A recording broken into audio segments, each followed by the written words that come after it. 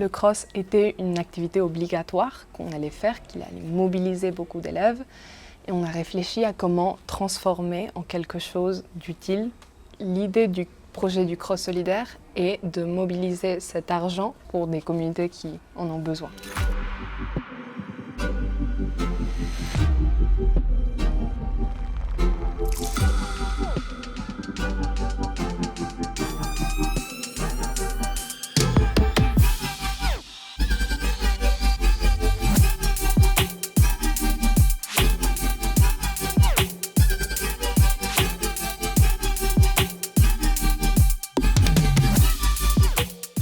À travers la pratique sportive, on a pour objectif de travailler sur les valeurs de coopération, de solidarité, d'engagement, de prise d'initiative, qui sont finalement les 4 piliers, je pense, de la citoyenneté.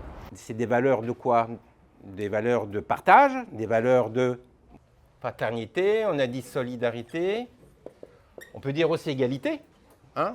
Cette année, c'est une année très particulière parce que c'est les années des Jeux olympiques et paralympiques. Nous avons fait beaucoup de rencontres avec d'autres écoles de la ville de Buenos Aires, et beaucoup d'interviews avec des ex-athlètes olympiques. Donc on a des élèves qui ont eu la chance en 6e de pratiquer la natation en présence d'athlètes paralympiques, de nageurs qui vont aller aux Jeux paralympiques à Paris. Les premiers Jeux paralympiques, c'est en 1962, au moment des Jeux olympiques de Rome.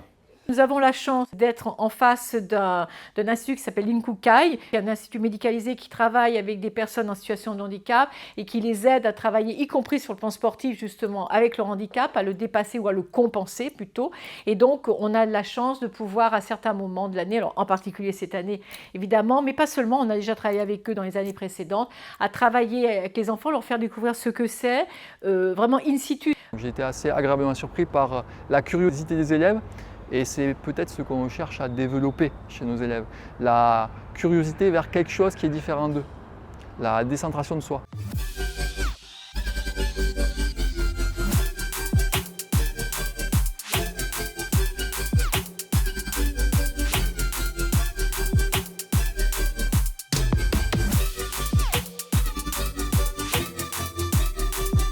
L'éducation physique et sportive, ça fait partie de l'enseignement obligatoire et notre mission dans ce cadre est de leur faire acquérir les compétences qui sont précises dans les programmes qui ont pour objectif de leur garantir un niveau minimal de motricité dans chacune des familles d'activités.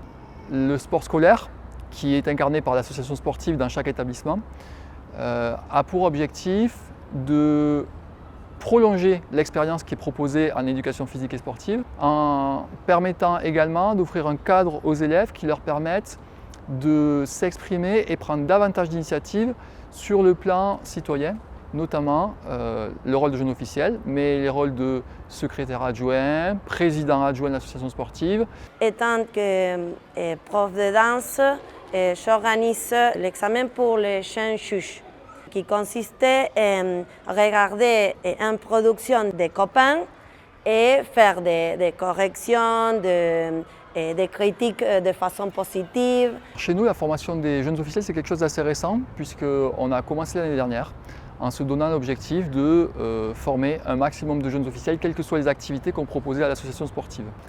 Dès le plus jeune âge du secondaire, donc en 6e, on donne des responsabilités aux élèves, que ce soit l'installation du matériel, que ce soit la gestion du temps dans un groupe, que ce soit la prise de décision dans un groupe, si on est dans une activité de danse par exemple, jusqu'à une fin de parcours de l'élève en terminale où on donne la responsabilité à des petits groupes de leur propre préparation. Je pense que l'échange entre les propres copains, c'est très riche. Pour moi, la solidarité, la coopération, le fair play, le travail en équipe, l'inclusion sont les valeurs les plus importantes. Je pense que le sport ouvre à des compétences interdisciplinaires, tout ce qui est compétences sociales, acceptation de la différence, acceptation aussi de soi, de ses difficultés, des difficultés de l'autre, et de la notion d'effort aussi. Donc c'est un certain nombre comme ça de compétences transversales qui peuvent être acquises à travers le sport.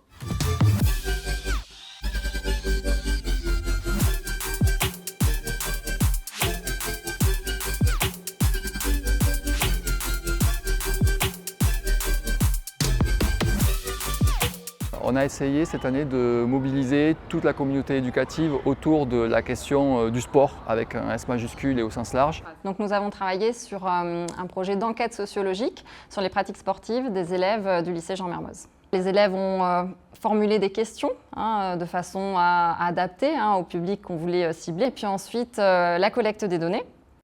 Et dans un dernier temps, on fera l'analyse des données pour essayer de faire émerger, répondre aux hypothèses qu'on s'est posées. Est-ce qu'il y a des inégalités de pratiques sportives entre les filles et les garçons? Sur quel sport elles portent? Est-ce qu'il y a des inégalités de pratiques sportives entre les élèves de nationalité française ou argentine? Est-ce que les goûts en matière de sport sont différents? Voilà, essayer d'analyser tout ça à l'échelle du lycée pour vraiment qu'ils se mettent dans la peau en fait, d'un sociologue et qu'ils éprouvent véritablement le travail d'enquête.